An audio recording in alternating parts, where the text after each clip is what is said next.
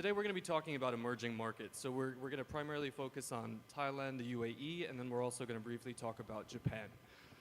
So I'm just going to open it up by going over to Mohammed, since you are in the middle there, more or less. Speaking about Thailand, can you just kind of brief us on what is happening currently from all of our audience members here who might not be quite up to par?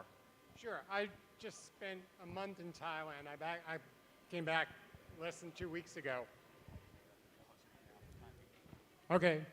Yeah, I spent a month in Thailand. Just came back a couple of weeks ago, and there's a lot less buzz than there was at the end of last year. I think things have kind of calmed down a little, and they did recently decide to pull back on the casino bill that they've been drafting. The cabinet was going to consider it at its meeting this week, and instead decided to put a hold on it for now. There's been a lot of speculation that that's because of public opposition to the bill. I think it's more because Thailand's officials and authorities just haven't done their homework.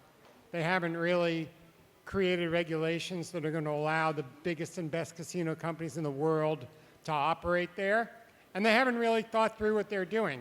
I mean, off the record, I think the politicians who are pushing this thought that they just setting up casinos is going to be an ATM for them. And with all due respect to my friend Katsumoto-san from Japan, I think that like Japan, the authorities in Thailand also believe that because there was so much enthusiasm for the casino industry coming into Thailand, that they could do anything they wanted. It didn't matter. In Japan, I think they regulated a little too much. They made the process a little too difficult. In Thailand, they regulated not enough. So it's too easy for the politicians to stick their fingers in it, and that's not going to work internationally.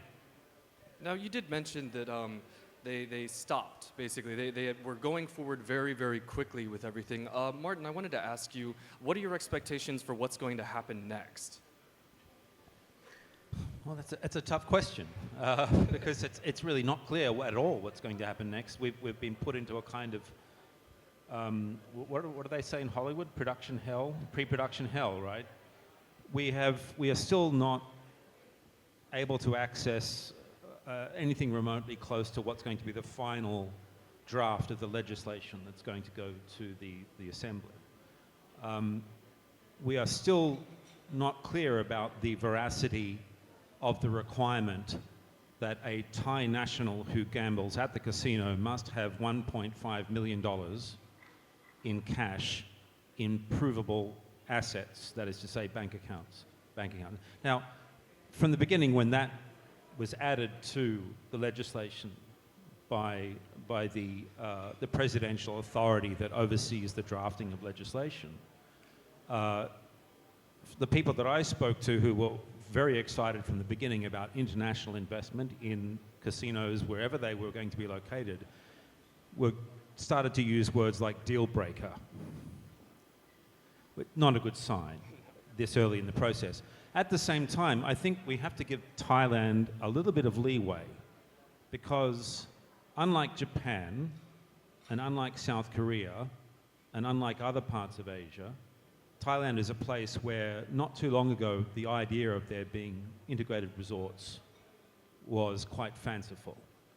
It was also something that could be very easily politicized and nipped in the bud by any number of interests, not least, of course, the police force, and who have had or may still have significant interest in underground casinos. So the Thais are going to struggle and move forward, and they'll come up with something. I think for mine, a lot of this was predictable.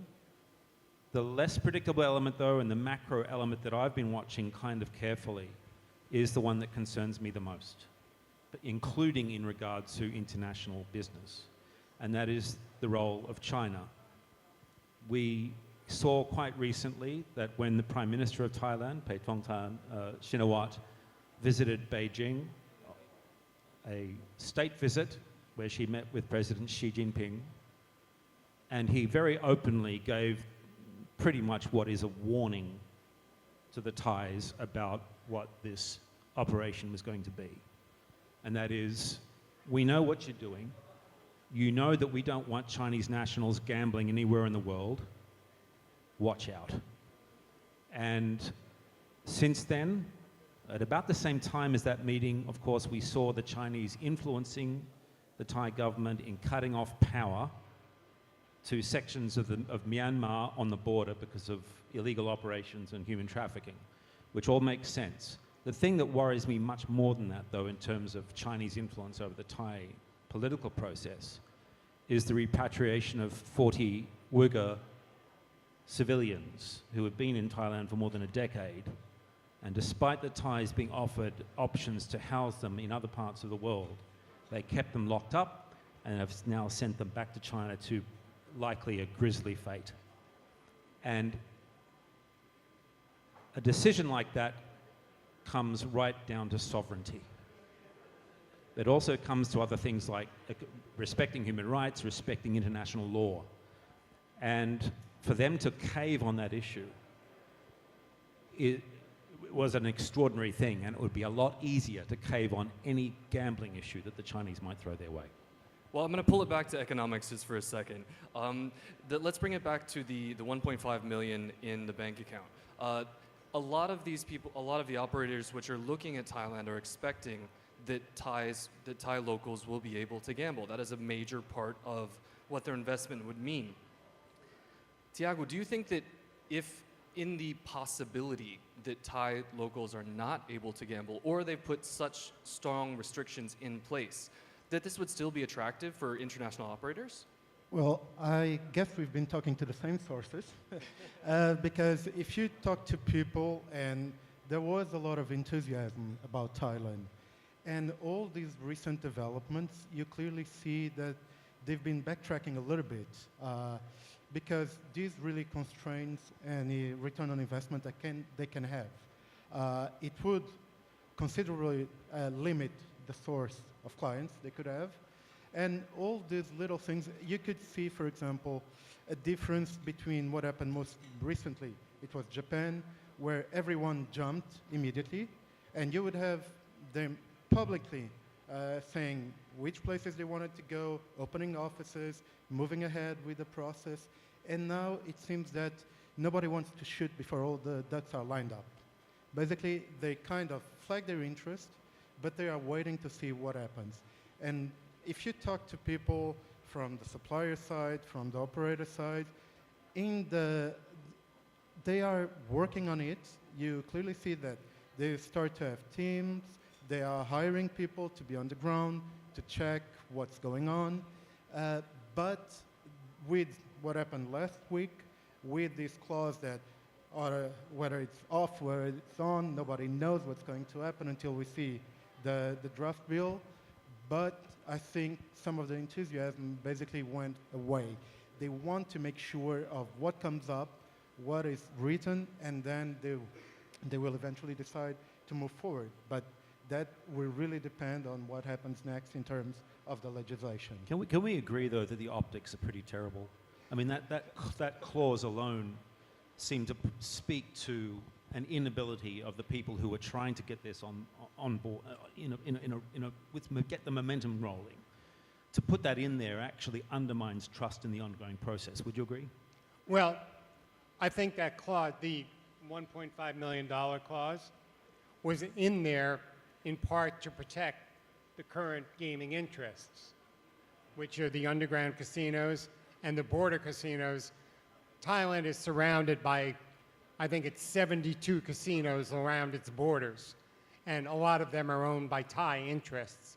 So that was one way to protect them. I think they realized that was a bad idea, so now they're looking for another way to protect them.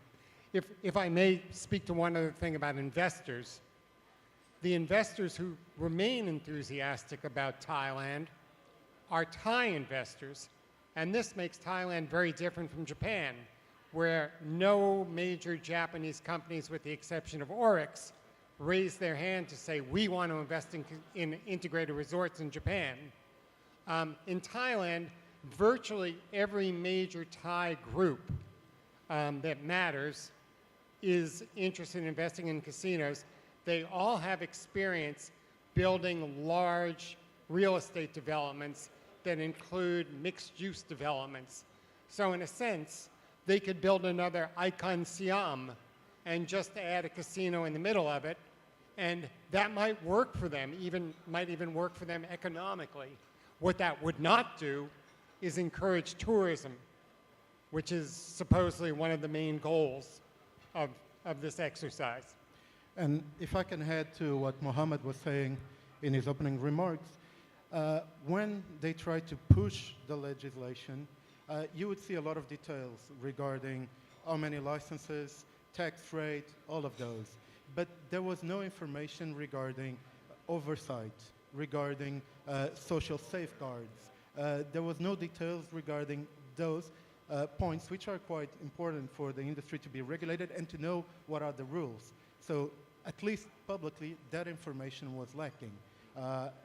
That might be one of the other reasons that they're delaying now the process so that they can deal with that, maybe get some consulting from people that have the knowledge to do it, but it will delay the process. Everyone was expecting that maybe this year it will be ready, that the casino will be up and running even before Japan. I think people are now realizing that it might take a little bit longer if they take the necessary time to put all the necessary safeguards in the bill.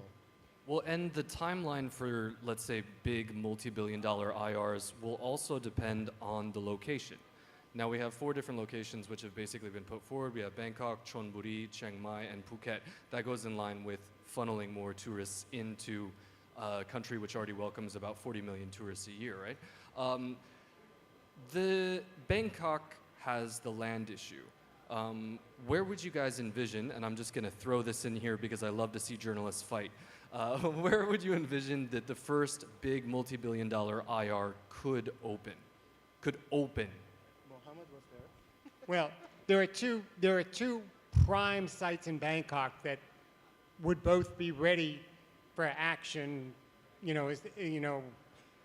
one case, as soon as the bill is passed.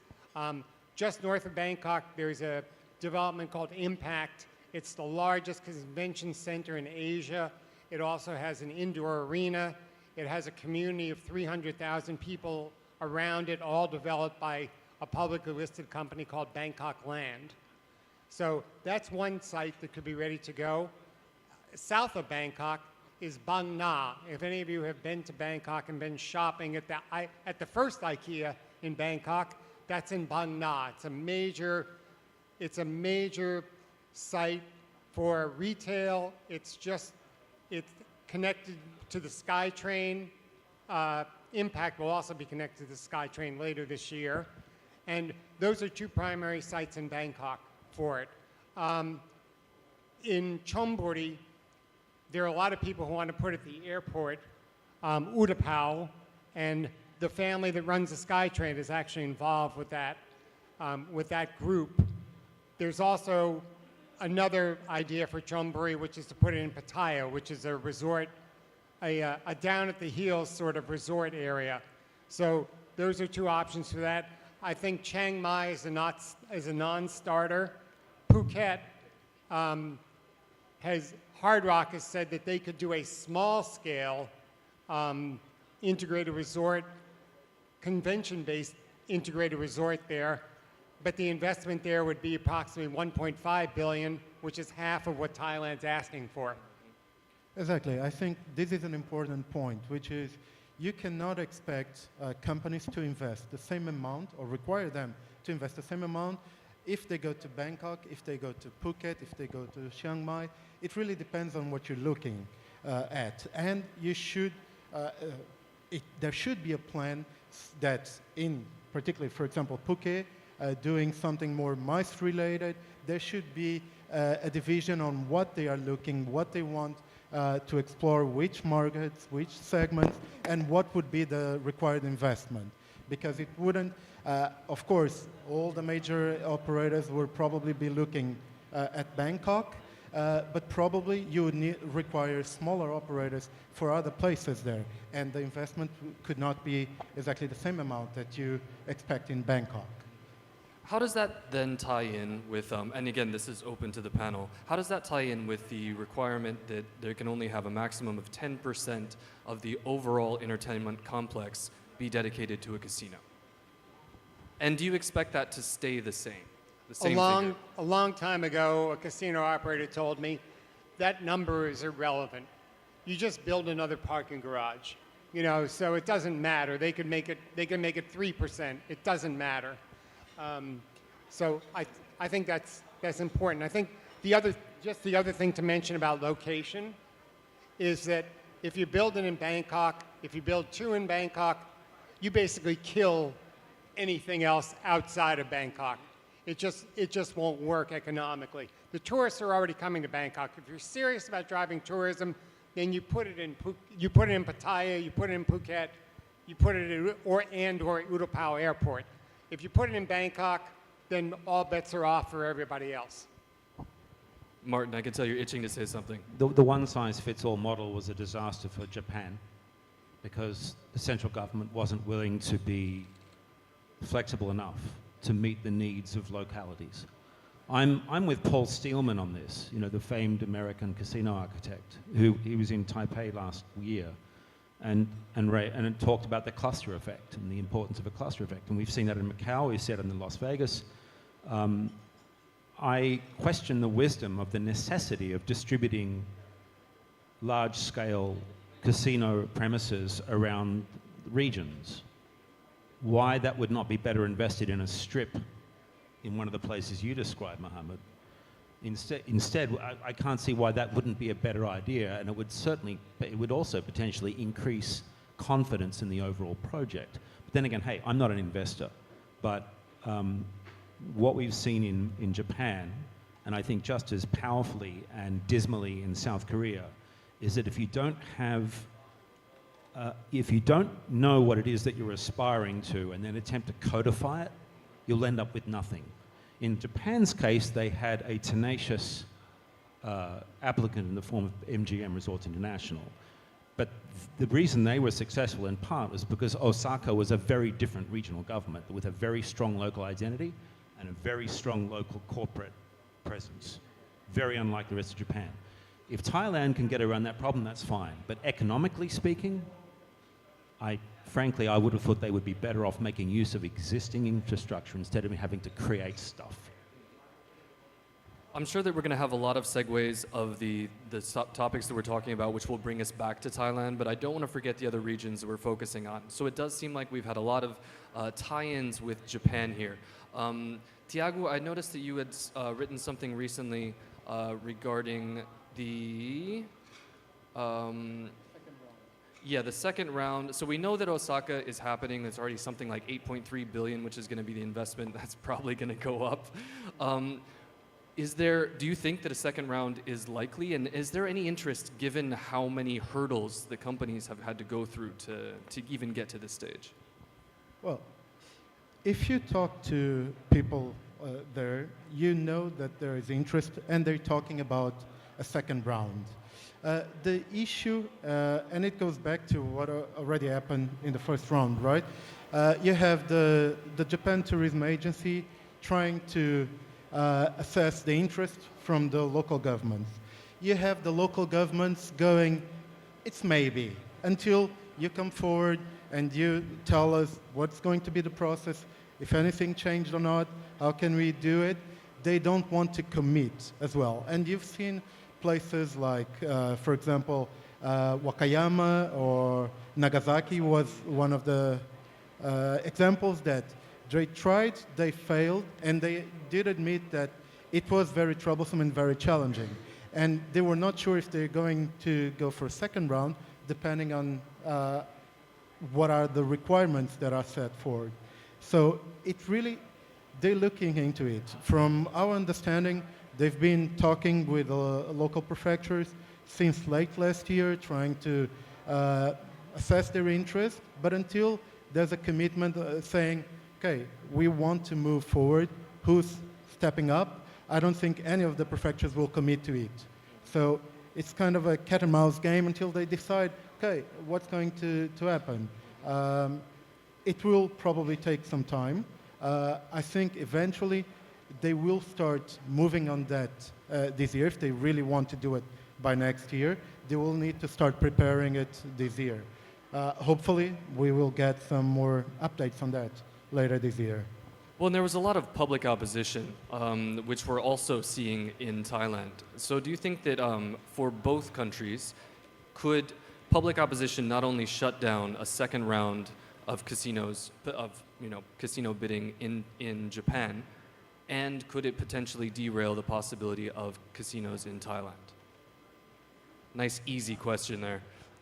I think, well, I mean, the point was made before that public objections in both the Thai and Japanese markets have been considerable. The polling was never very good from the beginning. But then again, there is a difference between polling that is scientific and polling that is political.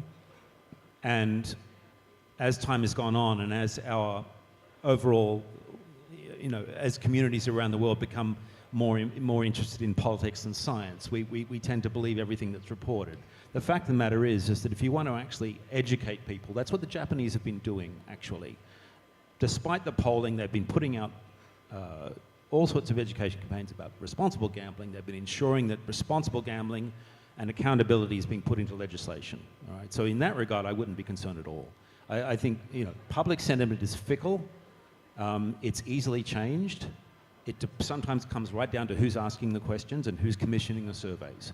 And until you get something that's more balanced, in an era where balance, the very concept of balance, is under attack, I tend to want to look at other metrics. For example, does the government have a plan, right? And in the case of Japan, again, let me refer to some history. George Tanasijevich, the former CEO of Marina Bay Sands, a very respected executive, I forget how long, it was about a year or two before Las Vegas Sands pulled out of the Japanese market.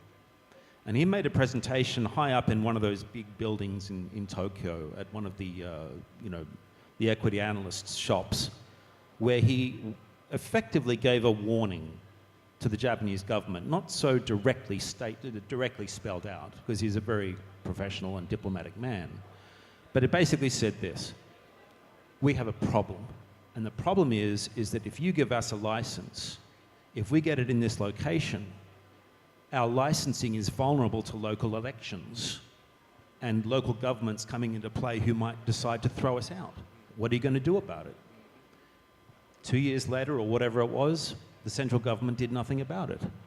And for that and several other reasons, Las Vegas Sands pulled out, as did Melco, as did Galaxy, as did everyone except MGM and one or two stragglers who failed to get their bids over the line in Wakayama and in Nagasaki, right? At least give Casinos Austria credit, they had a crack at it, right? But again, a one-size-fits-all model does not suit Casinos Austria, right? It suits MGM.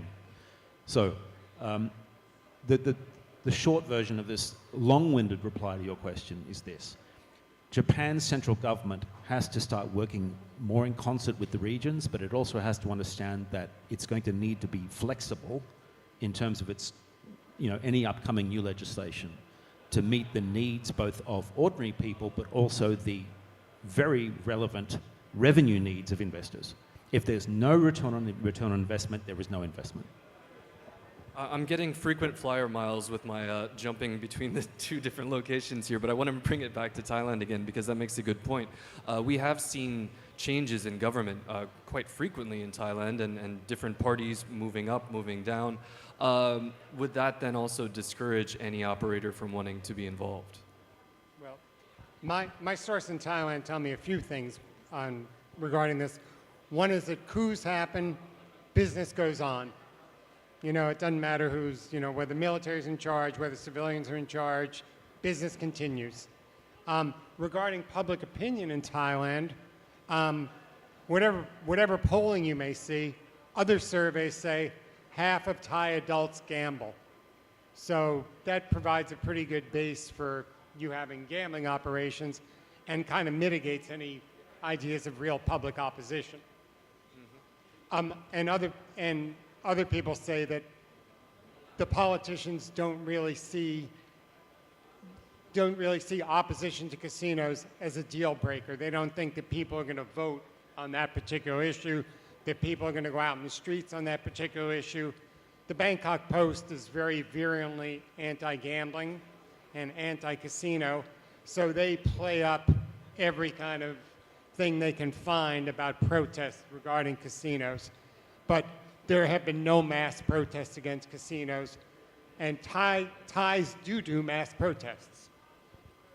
We've seen that before, definitely. Yeah, actually, that's a really interesting point. The casino protest coverage has been significant, but the numbers are not. The thing that would concern me more about that element is one of the political parties, minority political parties that have gone against the casinos is the Royalist Party. So by and large, casino companies around the world, global casino companies, are usually very adept at being respectful to local politics, not getting involved, not being partisan. It's only on American soil, for example, that Americans really go in hard on partisan campaign funding. Adelson's. But by no means restricted to that, Yeah. right? With potentially serious consequences, right? But in other locations in Asia, it's a different story. You look at Macau, the Americans are very, very well behaved, at least since a changing of the guard at Las Vegas Sands. They've been very, very well behaved. I should say Wynn Macau as well.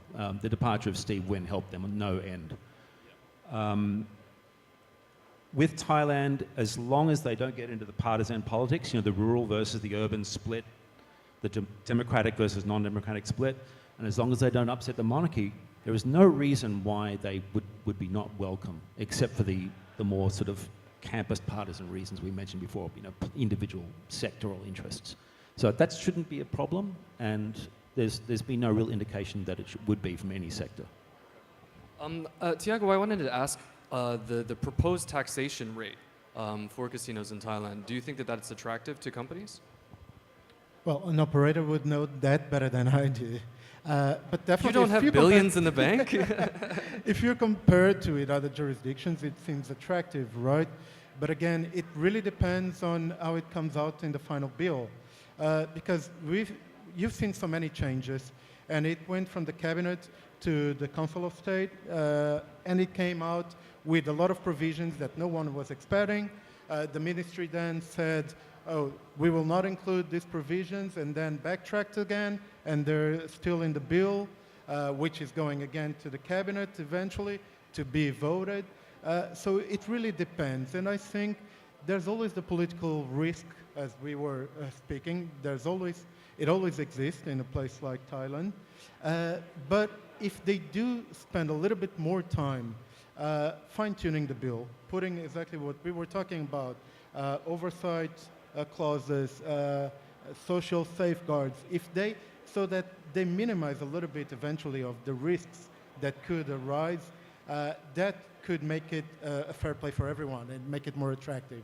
But it really depends. I think we all been reporting in several versions of the draft bill. And I don't think they know what is the final bill. So it will take a little bit more time to have a full understanding of what's going on, how it's going to come out, and to grasp if it's really attractive as an investment. Actually, just a quick point on that, on tax. I mean, the final tax number, I mean, it's probably way too early to speculate on right now. The relevance of tax in this case is this. Unlike Singapore, everyone loves to model themselves on Singapore, right? But the benefit for Singapore is it's de facto one-party state. What the party says, they do, and they do it well. For that reason, Singapore had the confidence to create the legislation and create the inevitability of casinos before they even created the regulator, because they knew they would do it, and they would do it well.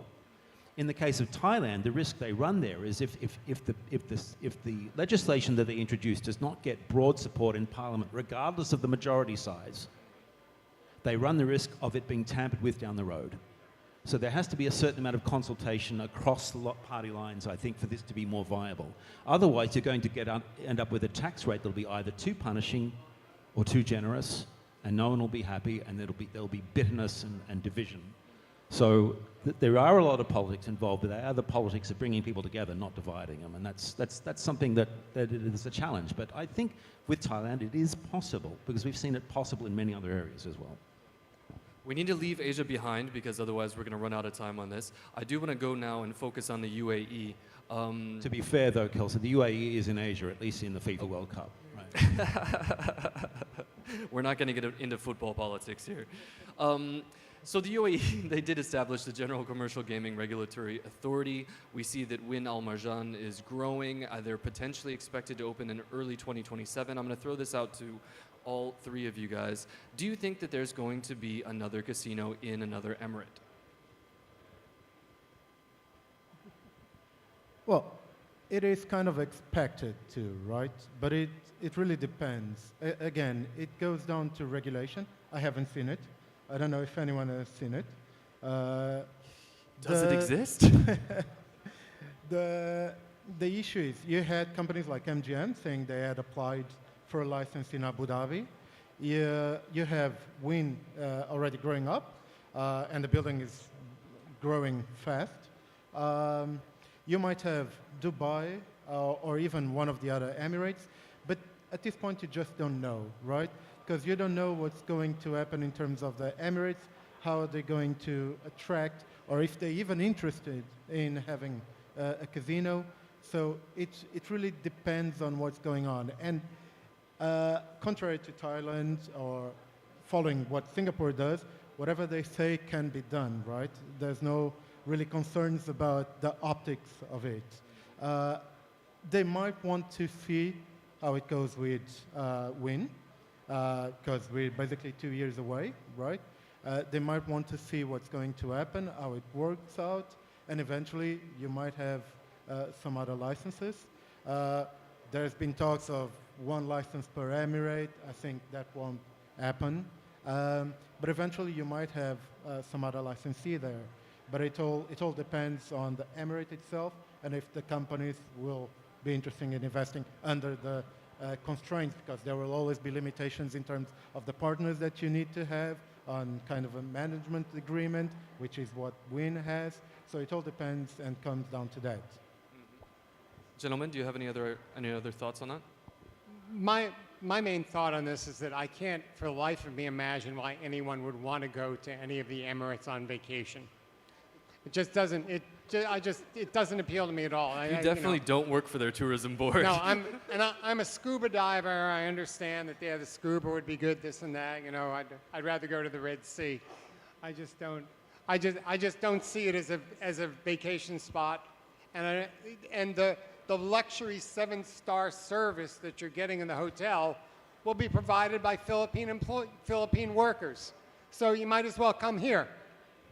Well, what we need to have in the Emirates then are roulette wheels made out of coral. Would that do it for you? Perhaps. Okay. But I don't play, so. MGM obviously wants in. And I'm sure Winner can do a great job. And, there is this massive and probably highly underrated Indian market just itching to go over there, just 2 or 3 hours flight away. Some have wondered if the UAE is going to impact other Asian gambling capitals. I don't see that so much. Potentially, possibly Singapore, maybe, but again, I think there's a very, very big pool out there of people who currently don't have convenient gambling opportunities, and the UAE serves a unique sort of circumference, if you like, of catchment area. But I despite all of the social change and all the political change that allows the ending of stoning, for example, as a state punishment, a more progressive view on certain kinds of behavior that is perfectly consistent with the legalization of casino gambling in a Muslim majority state. That's a very significant jump, and they've made it very clear that this is the direction they're going in. But they've also, just as importantly, made it very clear to global financial compliance organizations such as the FATF, the APG, or who is relevant to them, that they're serious about getting off bad books and getting back into the good books. And they're doing very well. The remarkable thing about the UAE, though, is they continue to take American, Chinese, and Russian money without any apparent issue. If you go to where Win is building, the airport is managed by Russians. So you do have all of those, and they do have the infrastructure, right? You can go from Ras Al Khaimah to Abu Dhabi in less than 2 hours. So you can move around there fairly quickly, and it depends again if they do, well, probably not a strip, but if they do a cluster, but I don't think that will happen anytime soon. I mean, this might be the ultimate, there is no original sin gambling jurisdiction. You know, everyone is welcome in the UAE. The only rider I would add to all of that is there's been some sell-side speculation about the power of the domestic UAE market. Obviously, as a petro state that wants to transform into something bigger and more sustainable in the longer term, there are going to be lots of wealthy people who can gamble. Many of those people won't gamble because of their faith. The other thing to remember for anyone who doesn't know anything at all about the UAE is about 80% to 85% of the population aren't even citizens. They're more or less indentured labor, and a good number of those probably don't even have the cash to get into a casino, or wouldn't be allowed to through one mechanism or another. So we're looking at primarily a tourist draw for the mass market. But we need to wait and see what the specs are on the Wynn Casino itself to see how that divides up. It's going to be very, very interesting to watch. The UAE is a remarkable development. It really is. On that note, Martin, all the tourism markets in Asia where only tourists gamble, they're all remarkably successful, right? South Korea, Vietnam, I mean, they're all, basically IRs have failed in all of them. So why would they work the question is, why would it work in UAE when it doesn't work in East Asia? That's a great question to think about, maybe for the next panel. If I could just quickly raise one other quick issue about the UAE, and that is one thing that the regulator has also left the door open for is online gambling. Yes. Quite a shocking development. Totally unexpected, not something I would have predicted, which shows you how much I know. And not only what a conservative person guessing what they might do, they've actually opened it up not just for B2B, but also potentially for B2C as well. We still haven't seen any hard information on what they're going to do in this regard. Kevin Mullally, the CEO of the regulator, has been extremely tight-lipped to the media. I'm sure he does talk guardedly with the industry because a lot of people are visiting him. We know that.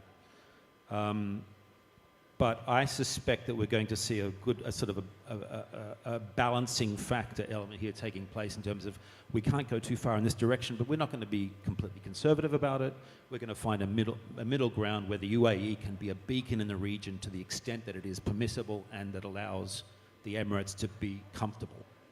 And if that happens, again, there is really a potentially very interesting new market there as well. The only thing I would add there is on the issue of enforcement. As recently as 6 months ago, there were cyber scam compounds operating in the UAE with impunity, which suggests that the place, though it's a one-party state effectively, not a party obviously, but it's not a democratic state, nonetheless, it doesn't yet have Singapore-style enforcement. So it wasn't that long ago when the One Belt, One Road, the Belt and Road Initiative flooded the UAE with new investment. It also flooded it with tens of thousands of Chinese workers, including a lot of scam artists who built these places, and they still haven't dealt with it. So the UAE has some vulnerabilities. It has its old Achilles heel, but again, I think it's just part of the much more interesting, wider story to tell. I'm sure they'll deal with it. How? It's not clear. But again, it's a different world to what a lot of us are really used to in terms of gambling regulation. But the only other, again, for those of you who don't know anything about the UAE, the most remarkable thing about regulation UAE is that the board of the regulator is entirely made up of foreigners. Most of the people who are the executives and the regulators, to my knowledge, are foreigners. So what that suggests is, unlike, for example, Cambodia, they trust in the expertise of the industry. They trust in the expertise of people who know what they've been doing for their entire careers and going to the UAE and delivering it. And so far, they seem to be doing just that. On that topic, and then I want to open this up to the audience because I know you have a lot of questions. Tiago, what have you heard about online gaming in regards to Thailand? Well, I think it's anyone's guess, right? If you've been following what's happening there, you've seen that there has been news that online gambling would be included in the bill, then that disappeared from the public talk. But clearly the fact that it was brought up showed that it's no longer a taboo, and we were talking about that before the panel. The fact that it's being talked, that it could become a possibility, it opens a completely different avenue for the market there. But at this point, it's anyone's guess. You don't know what's going to happen. I think if they are having so many issues currently with the land-based proposal, I think it will be hard to do those in conjunction. So it might take a little bit longer, and until there's more clarity on it, it's hard to speculate. Definitely. The other thing I would add to that is that online gambling is a magnet for opposition, so that it makes a lot more sense to just shut up about that. Even, I don't know if any of you know David Aleppo, formerly of footballbet.com, who's a big sports betting online guy around Asia. He said they should not do online in Thailand now. It's the wrong time. Just let's get this casino thing done, and then we can talk about online. Makes sense. Can I now throw this out to the audience? Do you guys have any questions for our esteemed panel here? I see somebody in the middle there. Is that Sudhir? Could we get a microphone over there, please?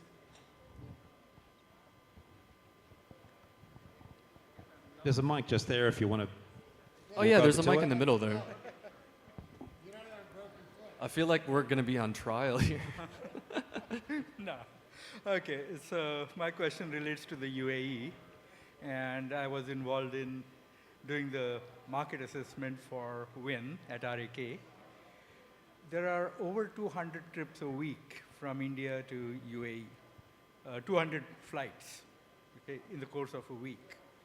If you look at the religious composition, 50% of them are Muslims, 50% are non-Muslims.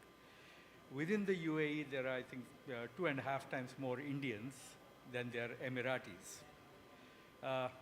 Assuming even 1 or 2 trips a year for the resident population, and even 5% for the 200 trips, 150 people per trip.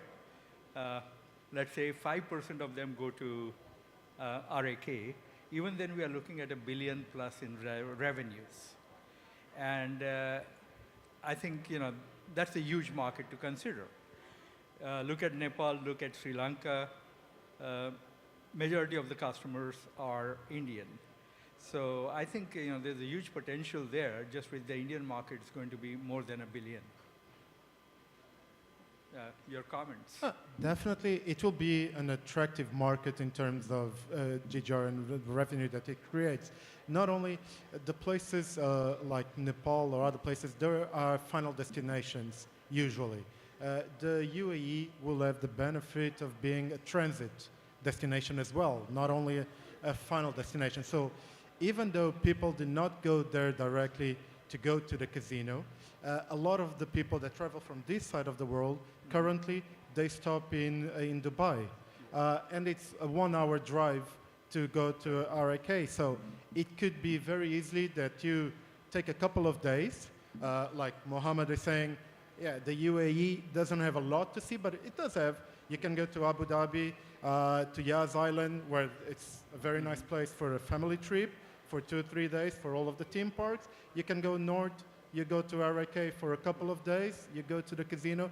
So in terms of that market segment, it will probably also grab a lot of people from Southeast Asia, from Singapore, from India, and that will for sure prop up the revenue in that place. Yeah, it's about 45 minutes from Dubai, I gather. And also, if you count the Muslims, then we are also talking about huge non-gaming revenues as well. So I think it's going to be entirely viable. One of the thoughts about Singapore when they were contemplating their IRs was that it'll make you stay one more night. You know, you already stay one night for the night zoo, you stay one night for chili crabs, now you stay one more night for the IRs. Well, Macau, they only stay one night anyway, maximum, if that. I think we have time for one more question. Yes, Harman?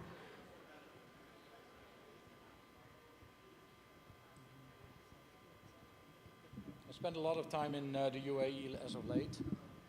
Mohammed, I completely disagree with you with regards to tourism. It's absolutely fantastic. And I can tell you that there are some fantastic hotels in Ras Al Khaimah where you can stay and where you can absolutely have a great time. There's the mountains around it. There's a lot of driving, sand driving, you know, the sand dunes, you know, many other things there to do. Just to add to what you guys are stating, I think this is the scenario. I think we're going to wait until Wynn opens, 2027, okay, May 2027. We're going to see a 2-year period in which the UAE is going to test if everything is in place, and then they're going to open it up, you know, to, let's say, the other Emirates. It will be offered to all 7 Emirates, but Sharia, a number of other Emirates will never take it, even if they could. They won't. So in the end, I think you're going to end up with 3 or 4 big IRs around the UAE. But what is going to be interesting is the whole spin-off of it. The spin-off to the industry as a whole with regards to the online, it's definitely going to happen there too. And it's going to happen in other areas, which, you know, let me not divulge, you know, what I'm hoping I'm going to be part of. But there are some interesting initiatives being taken in which the industry is going to really play a role in the country. I think it's important to understand that the UAE is about being above the politics and being, let's say, a destination. I don't think there is going to be a better country suited for creating a destination as the UAE. It is absolutely under control. It is absolutely safe. Okay. I agree with Martin. You know, there are some things that are, you know, under the radar that they need to clean up, and they will, as they always do. But for them, foremost, is to basically get as much employment as possible. So if we start looking at, let's say, what the UAE can offer as a competitive element, it's in the middle of the world, it's where a lot of people fly through, it's where, you know, there is going to be a lot of expansion. My question therefore is to Asia is like, wake up, you know, because it is going to be highly competitive, not just in the gaming side, but especially in the gaming side. And I think when we start looking at East Asia, Southeast Asia, etc., and especially the countries around it, etc., it's like, hey guys, you're going to see a lot of money flow. And I don't think, you know, you want to see the money flow from Southeast Asia, you know, back into, let's say, the UAE or anywhere else. So I'm just hoping that, you know, with the work that you guys do, the stories that you bring out, and let's say the sense that you're talking into your articles and into the people, you know, that you're going to have some influence in making that really stick. So what I would suggest is figure out a way how to, you know, basically, I've been an advocate of, you know, trying to build, no matter if it is an international association, if it is something, you know, much bigger, you know, a collective of, let's say, you know, different like-minded people, how can we promote gaming without it sounding like, you know, we're in the pocket of just a couple of casinos? So I think you guys are doing a pretty good job on that, but I think, you know, we need to do that more formalistically. And I think, you know, somehow the UAE is going to be a good example where, you know, you can say where, you know, the pros and the cons can be weighed off and where, you know, the impact can be seen. So it'd be very interesting for you guys to follow that very carefully and then to promote it back into Southeast Asia. Maybe you can add something to that. Thank you. The one thing that comes to mind after hearing your comment, Harman, is that on the positive side of where it's going in the UAE, is one of the things that the Wynn construction site has done in Ras Al Khaimah is supercharge the local real estate and construction industry. And every industry goes through cycles, not always evenly spaced, but we can be fairly confident that in the next 5-10 years, some of the Emirates are going to slip a little bit behind proportionally to Ras Al Khaimah. And it's at that moment that the appeal of a successful IR will be at its zenith. And it's at that point, I think, that people will want to come in and go for the kill. particularly Dubai, which originally was enthusiastic about an IR, but then slipped back when everything else started to go their way.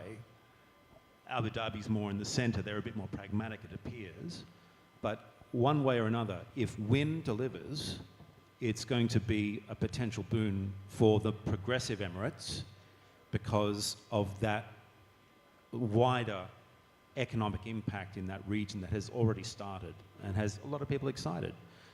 There is also a risk of a bubble, and that's something that has to be ably managed. But again, we're not talking about a klepto state, we're talking about a petro state. There is a difference. And so far, it appears that UAE have been very judicious in the way they've managed their business, particularly,